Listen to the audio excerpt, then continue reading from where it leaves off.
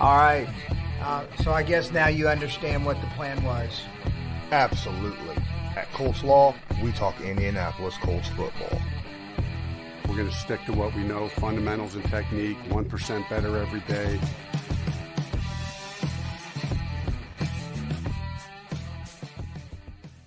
What's going on, Colts Nation? I'm Lawrence Owen. With me, as usual, is my guy, Loyalist. And today, we are going to discuss a very particular player on the Indianapolis Colts, someone that many of us have had a very high hopes for ever since he was drafted in the second round. It's weird. People say the Colts have not, like Chris Ballard has not put any effort into getting weapons for the Colts. And every year he spends a second round pick on a wide receiver. I'm sorry. That's putting forth a lot of effort. I mean, that's a lot of stuff going in to the wide receiver group. This one, we're not talking about Michael Pittman Jr. No, we're not talking about Alec Pierce. I know Alec Pierce had the touchdown, game-winning touchdown catch there on Sunday against the Jaguars. But look, I think the Parris Campbell touchdown was even more impressive by a lot more standards. What do you think? Absolutely. I mean, we were doing the live game reaction, and I was just like, the way, like you said, the body control. I mean, he had to put one foot. It was like playing a high-speed game of Twister. One foot over here, one hand over here. Don't care what this part does. Yes, absolutely. The effort, the awareness, and everything. I mean, absolutely everything you want, especially the fact that it ended in 6, baby. Yeah, ended in 6. I couldn't believe it. I was like, that's nuts. And in my Believe show, I was talking about that touchdown, saying, that's on par with some, Marvin Harrison type stuff. And, Gerard's like, whoa. That's some high praise there you're putting him with. And I'm like, well, I mean, I ain't seen nothing like that since then. Now, you talked about, the running back, corkscrew dive for the touchdown that we saw. Vic Ballard back when Luck was playing. But Parris, that play was beyond that. And I don't think it gets nowhere near enough attention. And I'm looking at this, and every year, quarterbacks, we go through that whole new quarterback scheme, whole new quarterback situation where you come in, they got to trust receivers. And it takes a while, right? It takes a while for a quarterback to start trusting a receiver. And with Parris Campbell, he got the trust of Phillip Rivers early on, but then got hurt, right? This year, it was a little bit different where, Matt Ryan, he had his trust in Michael Pittman Jr. Then he started gaining a little bit more trust in Alec Pierce as, training camp went through as we was watching it. And then, week 2, you started to see him start to throw the ball a little bit more to him, even though he had 2 drops in that first week. Parris, on the other hand, is lighting it up now. You could see the trust in him. The target shares are there from last week, and his routes are changed from just being a field stretcher to someone who's utilizing the entire field, allowing him, short, medium, and long-range targets, which gives him more opportunities now that the offensive line seems to be working a little bit better and, a little bit quicker snap count there with the whole, trying to release the ball a little bit faster. So I'm expecting Parris to really jump in his target share in the following weeks. What do you think? I like you said, I think it's a combination of trust along with, like you said, that offensive line just giving Matt Ryan, because Parris his job was, hey, let's stretch this field. He was sort of the decoy, for lack of a better phrase, because of the lack of time. But yeah, I mean, and the thing is, Parris Campbell, well, all the receivers, we've even seen it from Alec Pierce. All these guys have shown the willingness to, you want me to go across the middle? Yeah, no problem. You talk about the trust and production. I mean, I want to say like 65% of Parris Campbell's completions are somewhere around there were all for first downs. They were critical third down receptions where we needed to keep the chains moving. And that is where the trust for me is more of a prevalent, But yeah, I fully expect to see Parris Campbell this be closer to the norm than what we've seen over the last 5 weeks. Well, heck, there was one catch where Matt Ryan placed this ball right in Parris. 3 guys around him. He was surrounded on all 3 sides. I thought for sure there's no way Parris caught that football, and sure enough, he did for a first down. And that goes to you. You don't make that throw unless you trust the guy you're throwing it to when it's third down and there's 3 guys around them. You just don't. You'll see that he'll throw that ball to Michael Pittman Jr. all the time. That's how one of the interceptions happened, right, from him, was throwing it into triple coverage. For him to do that to Parris Campbell says a ton.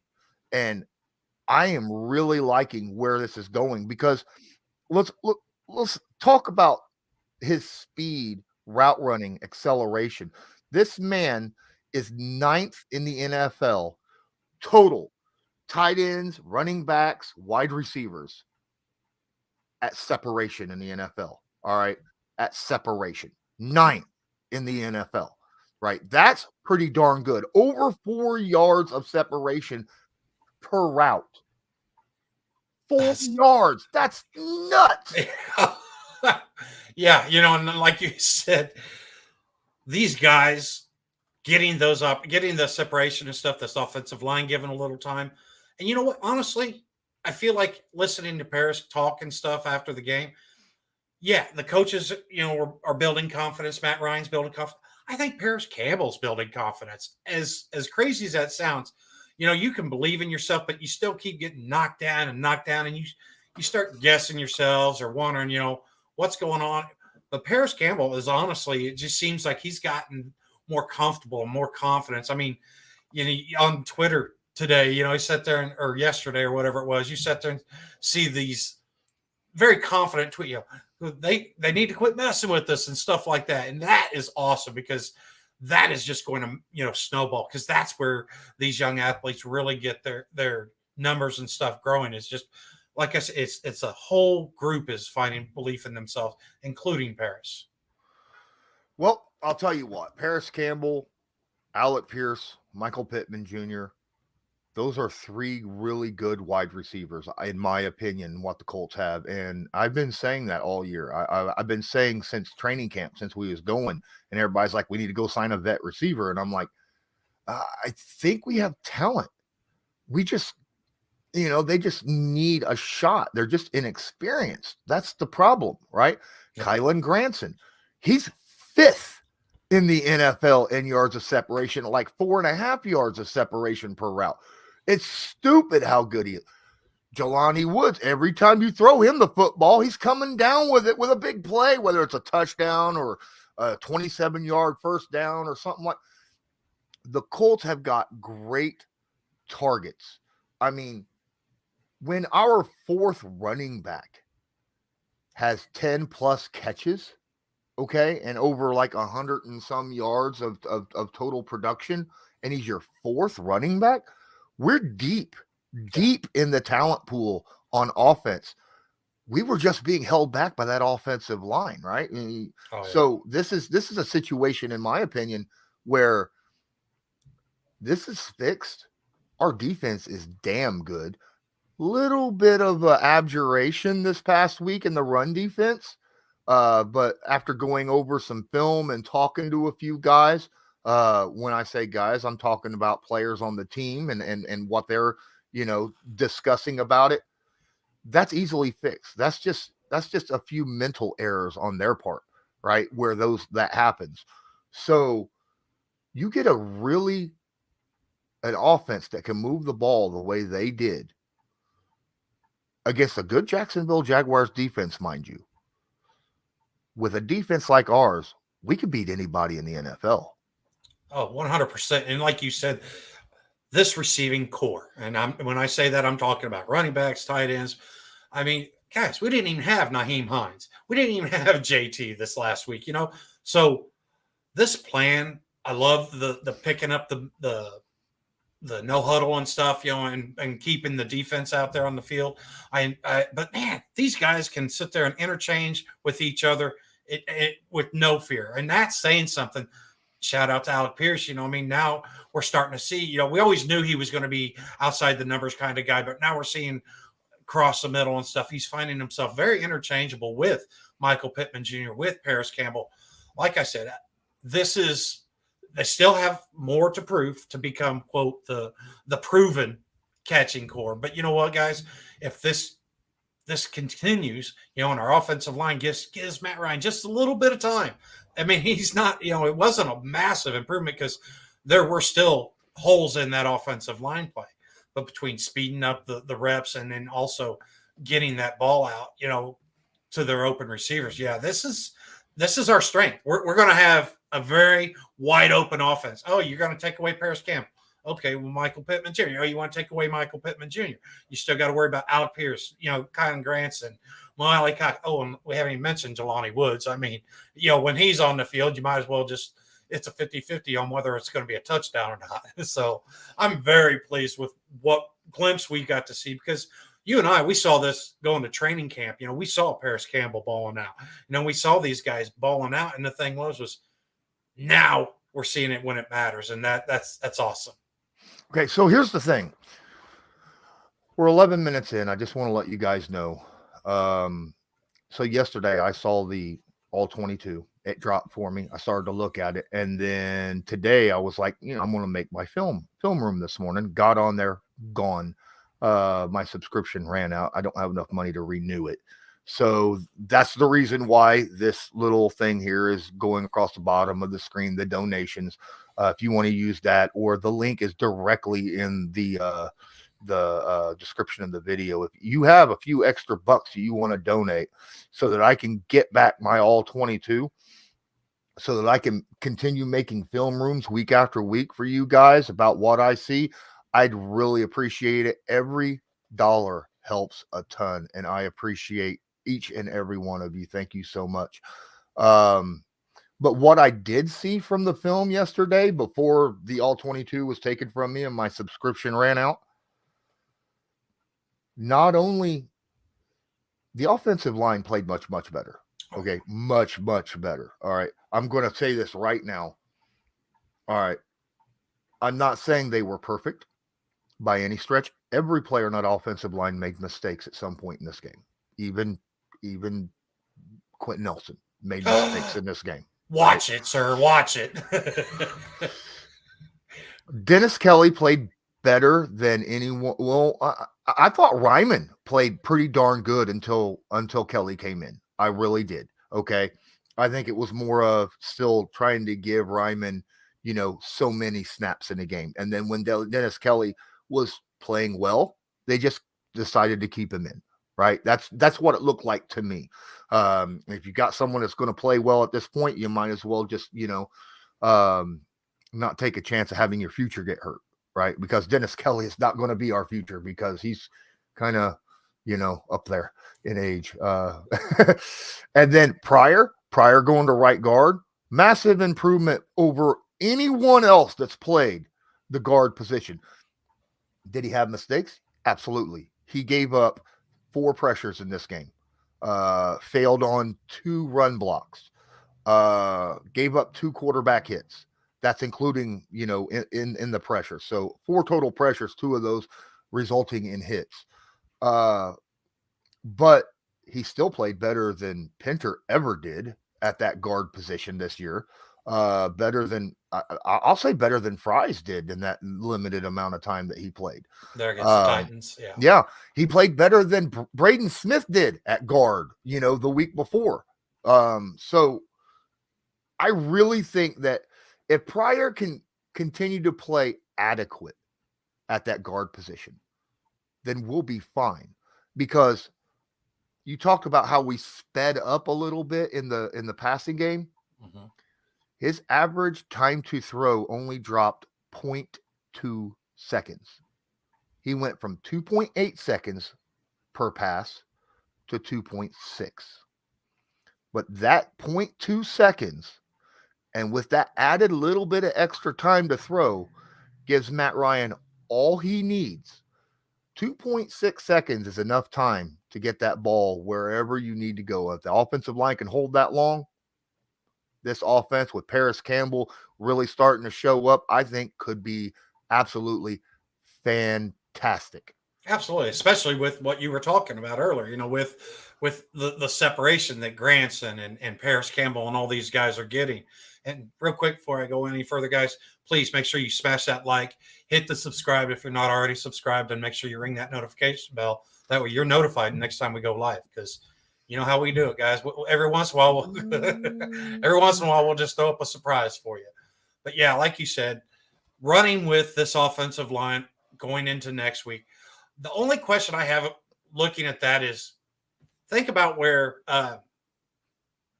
Dennis Kelly came from. He came from the Titans. He spent a long time. So I'm wondering, do we still do the rotation a little bit with Kelly and Ryman and sit there and see? Because, honestly, this Titans team may have, the number of Dennis Kelly. And if that's the case, maybe you'll need the rookie to come out and perform at a higher level. Compared to what Kelly would, because they know him so well.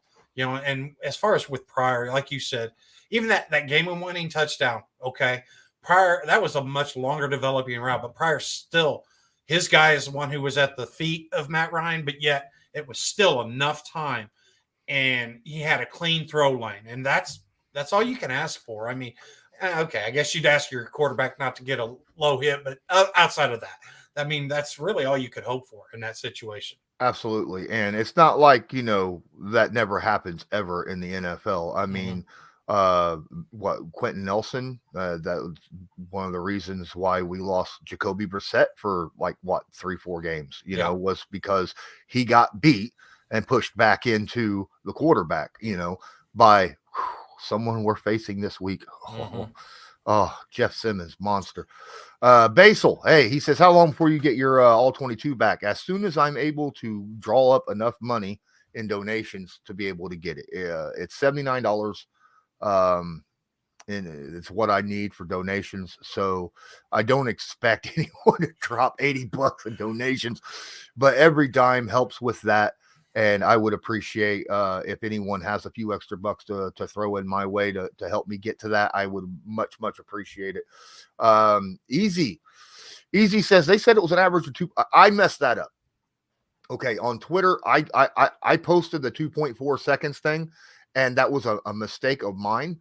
I redid it. I realized I was looking at something completely different. Was looking at somebody else. It was 2.6. For the game and 2.8 on the season. He's now at 2.75 average for the year because of moving to 2.6 this past Sunday. So that's pretty cool. Exactly. Yes, reserve. Jacoby was hurt against. No.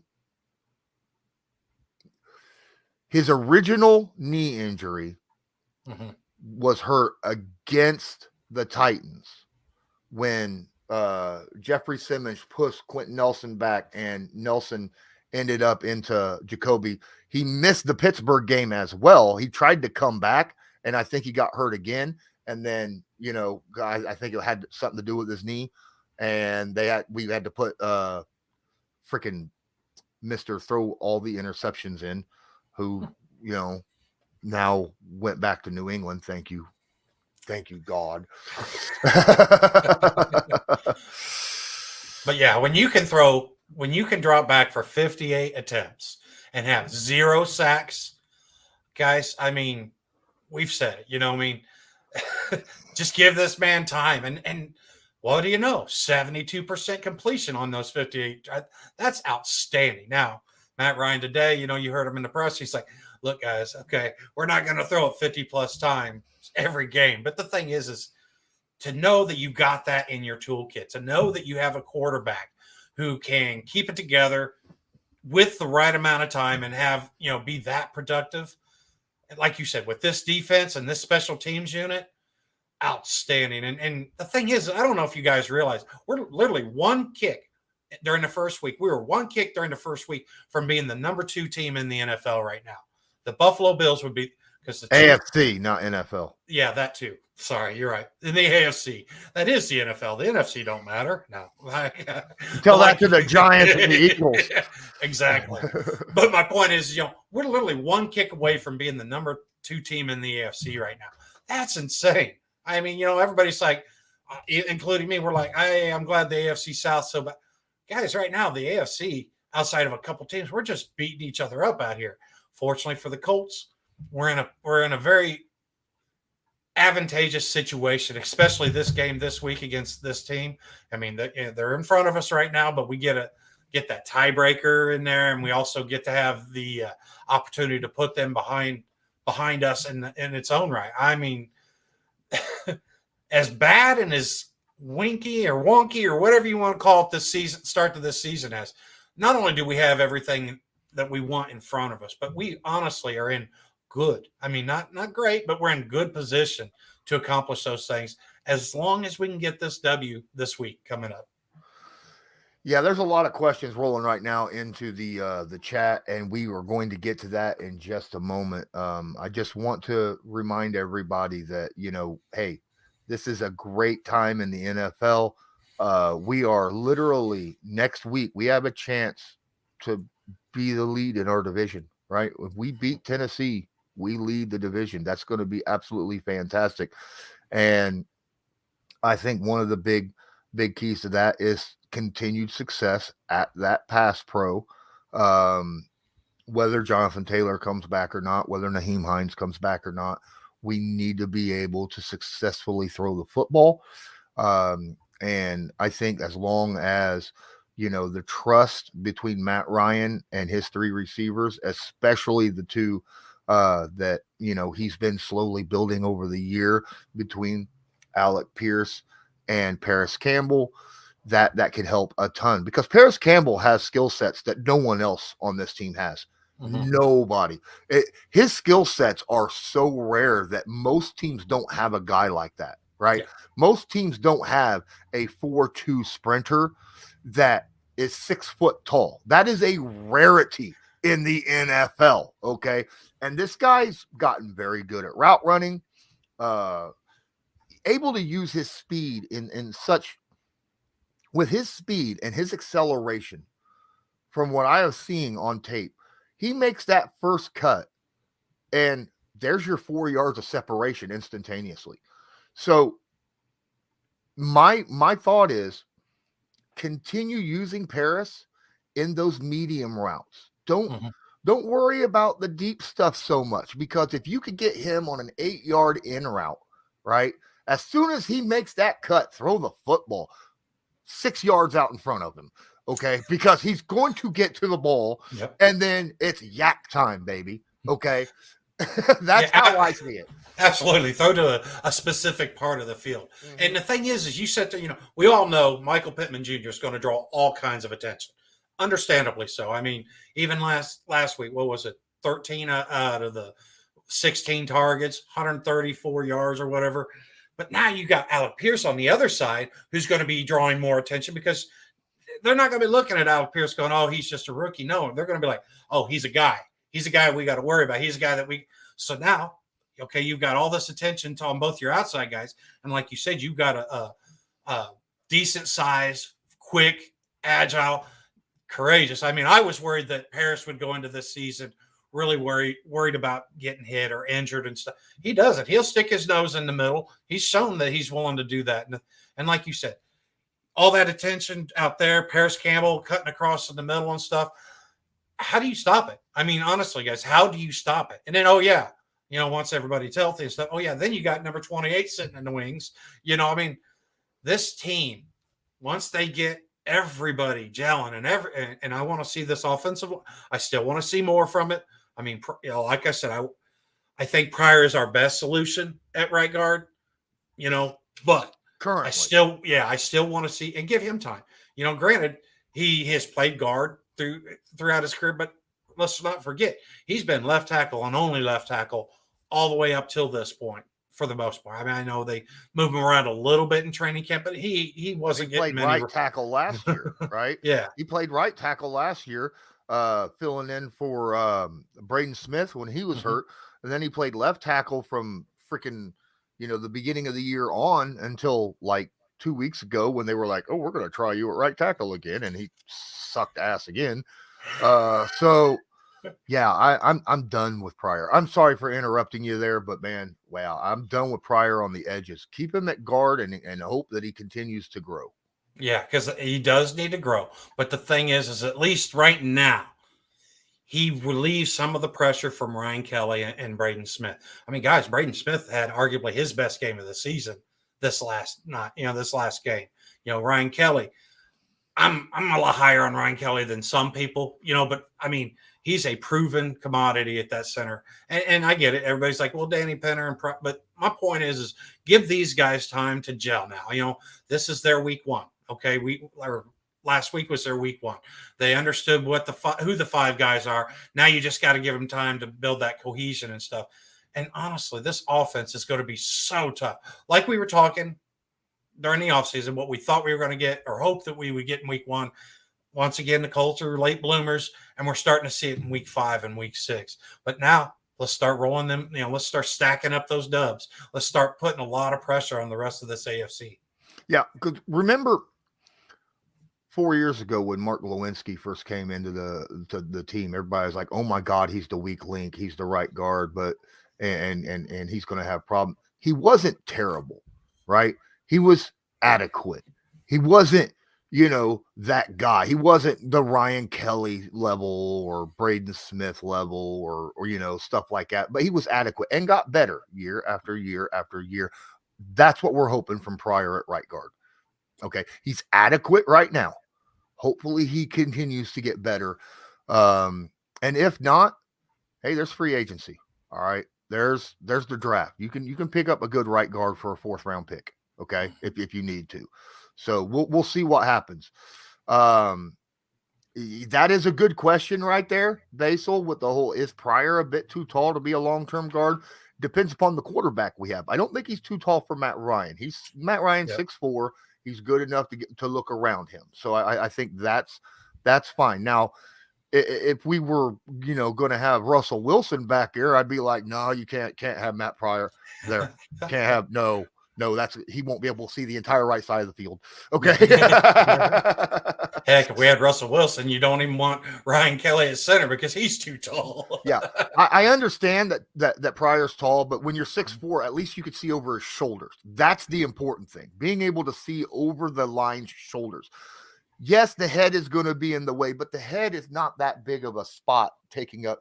It's the back, right? Like Russell Wilson trying to look to the left side of the field behind the huge Quentin Nelson wouldn't be able to see nothing. Okay. Mm-hmm. Nothing. So that's a problem. But yeah, I seen in the chat that they were discussing we're first or we're second in the AFC South. Right now, as it stands, we are second because they take it off the tiebreaker. They take it off the wins, and the Titans right now have the tiebreaker because they beat us. Okay. First off, we go out this week and we do what we hope to do. We got it record wise, we got it tiebreaker wise, all that's covered. So nice thing is that will solve itself hopefully after this week. Absolutely. All right, guys, 28 minutes in. Please smash that like button if you haven't done it already.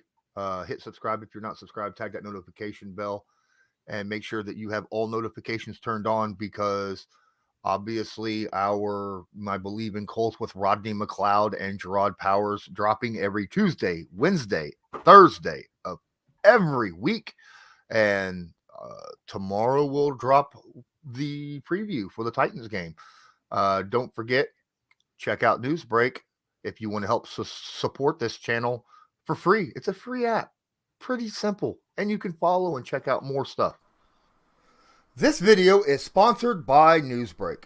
Newsbreak is an app used over 1.5 billion times a month by people just like you to get local news via articles or videos by those who are focused on that specific area. People like myself. Just use the link in the description of this video to download it. Then search a city, state, or someone specific, like myself, Colts Law. Then make sure to follow them so you'll get all the news fresh as. Come check out the Colts Law merch shop. New items added every week. All sorts of items from clothing to cups to cozies to backpacks, hats, just miscellaneous items that you can get around the house, even phone covers. Just check it out. Let me know. Send me a message. Hey, is there something that I'm missing? Go feel free to ask. This channel is proudly sponsored by the Backroom Collection. They do beautiful sports canvas art with football, basketball, baseball, and other sports themes. Special orders are accepted and autograph pieces are available. Many Indianapolis Colts signed pieces will be available beginning in November. Just use your discount code CL10 to purchase the pieces you want to spice up your living area. That's CL10. There's an excellent question in the chat by James. I'm going to leave it up to Loyalist. My opinion is, he says, so do you guys think that Bernard will be better at right guard? Does he have any reps there? My opinion is that you want to keep Bernard sitting at the tackle thing. That way you have somebody that's able to fill in for, a quality tackle to fill in if one of your tackles falls. But what do you think? Yes, I would like to see him. But the thing is I still want to see Ryman. I like this idea of a little bit of a rotation. And I'm not sitting there saying that you have to do it throughout the whole game, but I would love, first half, maybe get, Ryman a little bit of the snaps.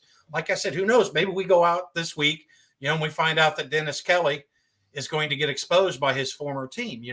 Now you want to have a Bernard Ryman that's available to fill in at that left tackle spot. And that experience, I think Pryor, even though he's not dimensionally what you hope for long-term, but just to get us through this year, I would much rather sit there and let Pryor play that position because honestly, I believe Ryman's going to be our left tackle of the future, barring any big moves or anything that we haven't seen. So right now I'm still putting all my energy and effort into making Ryman, giving Ryman as many opportunities at that left tackle spot. Well, if you put him in at the right guard, now he's spending that whole week training for that spot and everything, and he's losing valuable reps there at the left tackle position. So, yeah, at first I was like, if Pryor was the right guy, I would love to see Ryman go. But Pryor's not the long-term answer. I think we can all agree on that. And Dennis Kelly, he's not long-term because, like you say, he's like 36 or 37 also. So he's a little long in the tooth. So I do want to see Ryman get some reps at that left tackle position. Not so much for this year as much as for in the future. Absolutely. Chaz jumps in here and says that tackle on 2nd and 6 by Rodney is why he's here 100%. Look, Rodney's not just here because of that. All right. It's his experience, his calm demeanor out on the field. Something the safeties and cornerbacks can look back to him, make sure that they're in the right spot.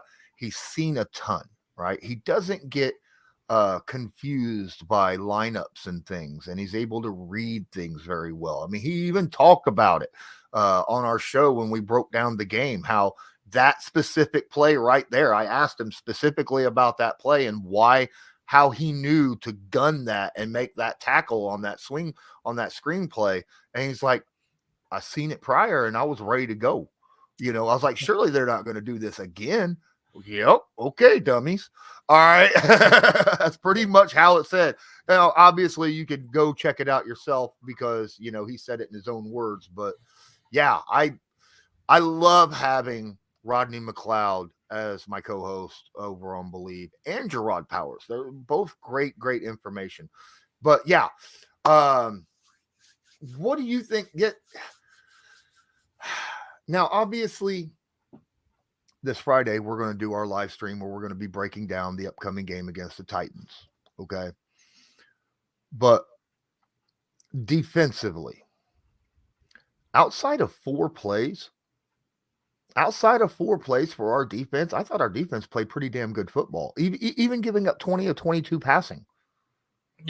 Yeah. That just seems to be the modus operandi for that Jacksonville team against the Colts. I do not know why or what it is, but when Trevor Lawrence plays the Colts, all of a sudden he becomes Mr. Accuracy, and like you said, at least it was only 22 attempts, But the thing is you look at yardage, and then once again, if you get a chance, coming up episode, I got to already see a little bit of it because I'm a Patreon member. $5 a month. You guys can know what all three of the Believe in Colts plus are about. extra stuff. Yeah. But the thing was like I said, you see what the Jacksonville team has done, and it's frustrating. But then you look at how few yards they got. Okay, I mean, outside of what didn't Lawrence, he ran for 2 rushing touchdowns, right? And Well, then not touchdowns, I don't think. I thought he had 2, and then he had number 22 broke that long run for a touchdown. Yeah, but okay. either way, like I said, they did not kill us in the red zone through the air. Okay. And to your point with Rodney, this guy is unflappable. This guy, I mean, think about it. When he came in, so did Thomas. And I'm not trying to take anything from Rodney Thomas. He's been balling out. But you could see Thomas out there, and he's like, what do I need to do? Right. And Rodney McLeod was like, hey, I got you, bub. And he's helped keeping these guys, even a rookie who's first in that situation, he's keeping his calm and keeping everybody on the same page. And that's where we've seen this run defense do so well. And I mean, to this last game where those 4 plays where they gashed us and stuff, it wasn't as much about what the Jaguars did as much as about what the Colts didn't do. And there were some lapses in placement. And Rodney had discussed that also. And that stuff there is so easily cleaned up, whether it's in the film room or whether it's out on, in walkthroughs and stuff. These guys can get on the same page. And the thing is this defense, I would say that was more of an outlier than what the rest of the season has been. Because like I said, Grover, DeForest, all these guys are coming back and really starting to produce, especially DeForest. I mean, since he's gotten a little bit healthier and stronger with that elbow, he has come out and just been a nightmare. I mean, that when he gets one-on-one like he did this last week on the edge, it's not easy. I mean, the left tackle's got to be going, oh, man, I got to pack my lunch for this battle because DeForest is just a beast. And like I said, just the whole combining of all this, it's really starting. I mean, it's week 6. We're 3-2-1. And, I would argue that going into the schedule, looking at the schedule, I was like, man, the AFC West makes me nervous.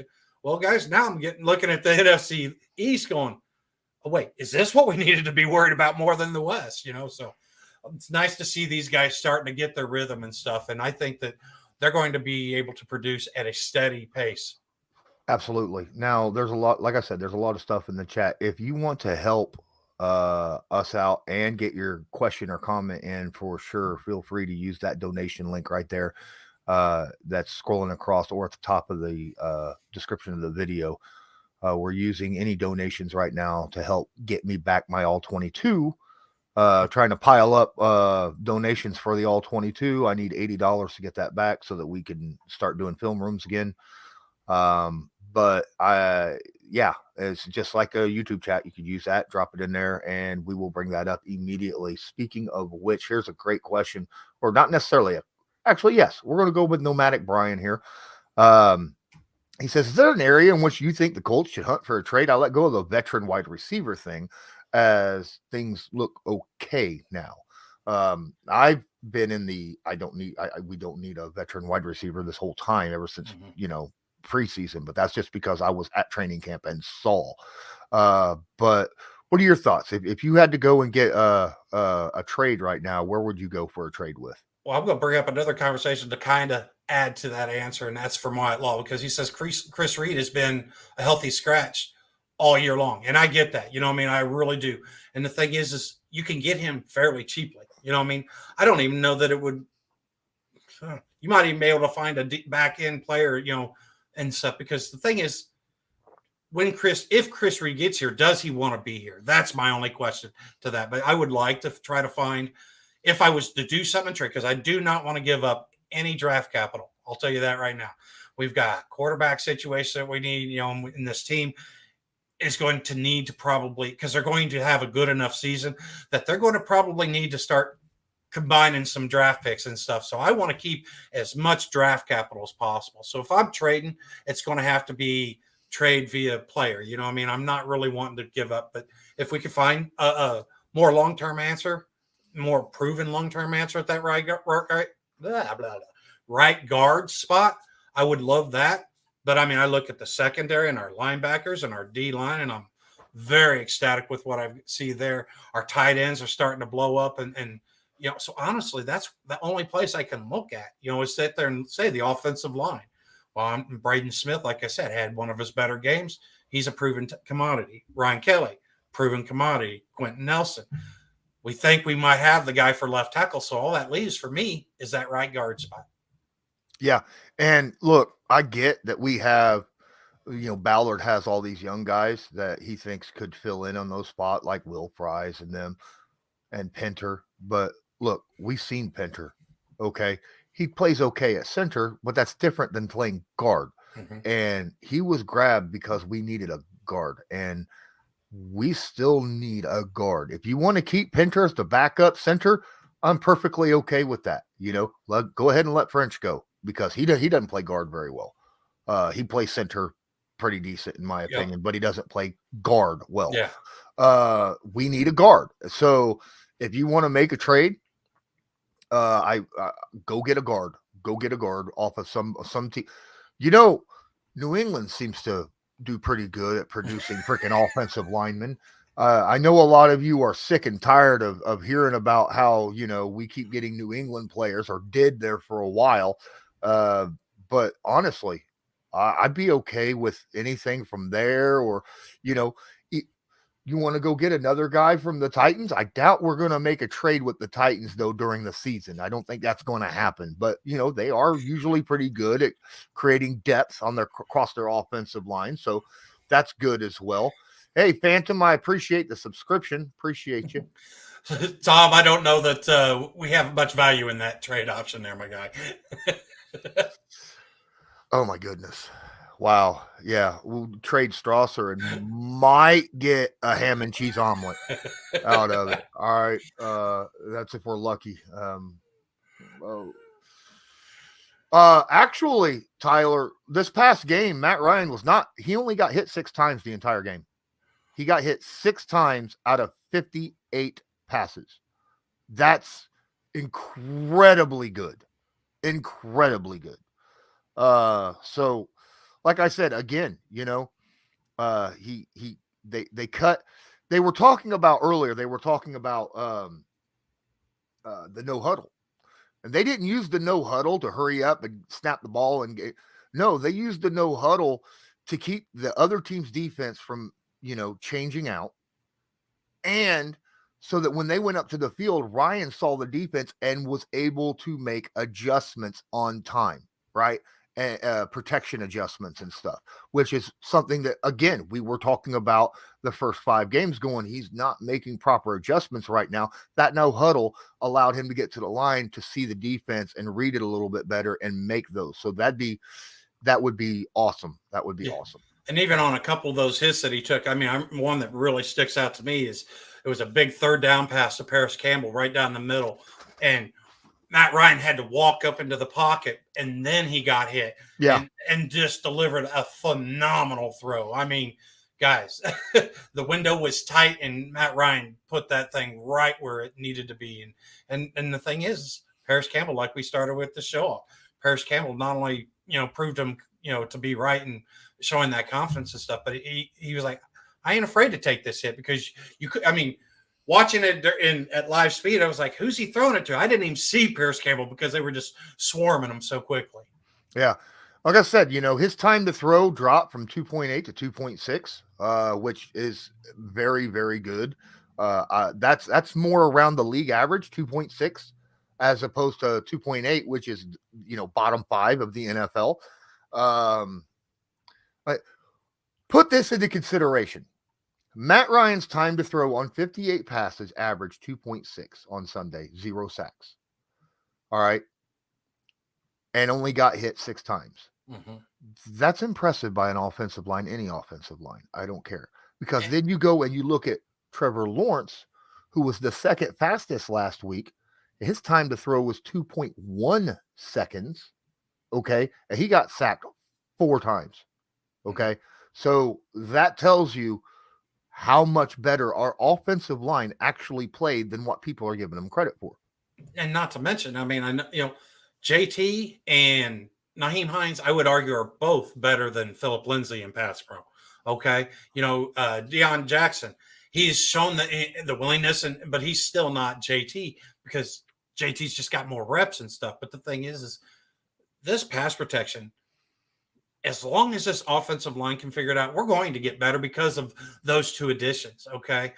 I'm honestly, if I was to want to improve something in our pass protection right now, I'm looking at the tight ends because I'm not as excited as Lawrence is about how these tight ends are blocking. I mean, they're doing okay, but to me, I still want to have that people mover. I want to have that guy who is able to just, I want Jack Doyle. I want Jack Doyle 2.0 because that was a guy who you could count, if they were, if the tackle was having problems or whatever, you could bring him in. Right now, you bring in Kylan Granson or Mo Alley Cox or even Jelani Woods, and it's a 50-50 proposition.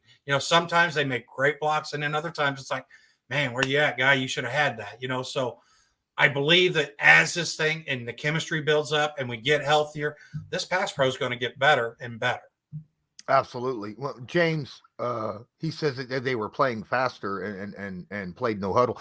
Like I said, they were playing no huddle, but it's not like he was snapping the ball with 15, 20 seconds left on the clock. It was like 5, 4, 3, 2, 1 seconds every time he snapped the clock generally, or snapped the ball generally. He was using that time. They still had, but the thing that they had was the fact that they used that no huddle so that the defense couldn't switch out people for different situations, like 3rd and 2 versus 1st and 10. You want different personnel in that. And if you're not switching out people and you get up to the line, defense ain't going to take the chance of trying to switch guys out and getting snapped on a 12, 13, 14 men on the field call. Right. So, yeah. I think that, well, I'm sorry. Go ahead. No, I thought you were done. I'm sorry. But I just wanted to, because Taylor is good in pass blocking. Secondly, Jackson, you sit there and he wasn't in the pocket. He wasn't in the backfield. Most of the time he was going out in routes and stuff. There wasn't a lot of pass blocking going on from the running back. Yes, Jackson has shown that he's getting better at it, but I'm telling you right now, JT is a legit. I mean, he has saved Matt Ryan's bacon, even whenever things were going poorly earlier in the season. He was out there. The thing was he couldn't stop 3 guys. Our offensive line wasn't just letting 1 through. They were letting 3 guys through, and that wasn't working. Hey, quick shout out to Nomadic Brian for dropping $5 into the chat, donating $5. I appreciate that very much. You yourself can donate and help us get our get my all 22 so I can make these film rooms. I'd appreciate every single dime of that. Thank you again so much, Nomadic Brian. You could have dropped questions in there, comment, anything. I know we answered one of your questions earlier about trading, but you know what? When you donate, feel free, drop something in there as well, and we'll be more than happy to go ahead and answer that for you. Hold on. Are you guys expecting JT to play this week? I think he does. Mm-hmm. I think he does. He was so close last week. I mean, even Coach Reich and the pressers were saying that, he honestly felt that even going into Friday that JT was going to be active. So if he was that close, another week off of, healing and getting stronger, I think he will too. And and Naheem, I think, that's 2 weeks now out of that concussion. I know just had a full, so mm-hmm. Yeah. So he's starting to get that all the boxes checked off. Yeah. I got a question. This is more a question to you, Lawrence, because B-Ball put it in there, and I'm not sure who he's talking about. Let's see if you had any idea. Nick Boyle. Oh, I know that name. Okay, sorry, I didn't mean to put you on the spot. B-Ball, if you guys. I'm trying to remember. I think he's the backup tight end to the Ravens. Andrews. Yeah. Okay. Solid blocker. Okay. Yeah. But see that there again, I don't want to give a whole lot of capital up, and I know that the Ravens use a lot of tight ends. So what would that price tag be? That's a question. Yeah, true enough. Chaz says, can I still get that stained glass your wife makes? Absolutely. You just DM me. The only issue, the stained glass, because of the prices being jacked up as much as they are, uh, for materials and stuff. That Colt stained glass piece that she's selling right now is $200 plus shipping rather than $150. We had to jump, a quarter of the price up because of how much everything is, because it's now over $100 just for the materials, and then we're looking at like 4 weeks. But if you want one of those stained glass pieces, feel free, DM me on Twitter. I'll send you payment information and we'll get that out to you as soon as possible. Tom, Patreon tonight. Yes, Patreon will be tonight at 8 p.m. Eastern Standard Time, which is in about an hour and 10 minutes. So obviously this stream will be ending soon, because everybody who pays $5 a month to join Patreon not only gets all the extra content and early content, but they also every Wednesday, except for last Wednesday because it was just bad for both me and Loyalist. But generally every Wednesday we all hang out for a couple hours and talk of everything, football, whatever. So sorry, I'm blocking Tinder hot dates. Okay. Well, I was trying to take notes. What are you doing? Just kidding. Kylan Granson is actually a good blocker, believe it or not. Okay, people don't give him Kylan Granson is one of our better all-around football players. Not only is he fast and a good receiving tight end, but the man goes out there and do you want him to block a raging bull Von Miller, on a pole or something? No, but he's going to take generally just about anybody and give you at least time to get past. He's not that bad out there. From what I see, he's actually pretty darn good. All right.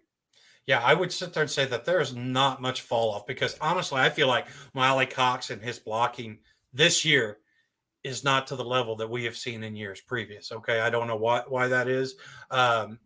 Maybe it's because of now the new role that he's taken and stuff, but I just feel like Granson, you could put Granson and Mo Alley Cox, and there's not a lot of drop off in those guys as far as blocking goes. Chaz, you could also email me. My email link is in my About Me, where you can contact me if you generally business stuff. So you can email me there. Just let me know who you are, and then we can discuss it from there. But I think this is going to be a really interesting game this week, but I'm not going to talk about it right now, because that's for Friday. Okay, guys. This was about just, kind of hyping up Parris Campbell. And I think we did that early on. I think we did plenty. We talked plenty about, guys. Thanks everybody for joining. Appreciate each and every one of you. Smash that like button if you haven't done so already. Hit subscribe if you're not subscribed. Don't forget, you can donate to the channel. We appreciate it. Again, Nomadic Brian for the $5 donation. Every dime will help me get back my all 22 so I can start making film rooms again. I was so wanting to do a film room on the offensive line and how much better they were this week, but I just didn't have it, and that sucked. Campbell soup. Good. He said that earlier, but we were busy in the middle of our stuff. He said that like at I don't know, like the 10th minute of the stream or something.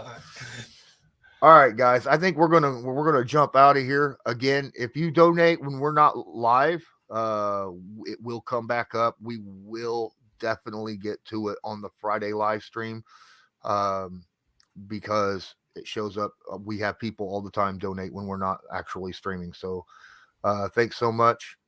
Appreciate each and every one of you. And until next time, as usual, have a good one.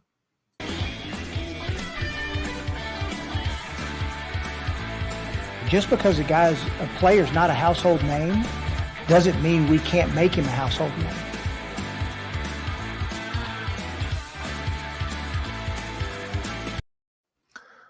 How about not throwing the ball 58 times though against this Titans front seven? Okay, they're kind of good. I don't as much as I like the offensive line that they played last week against Jaguars.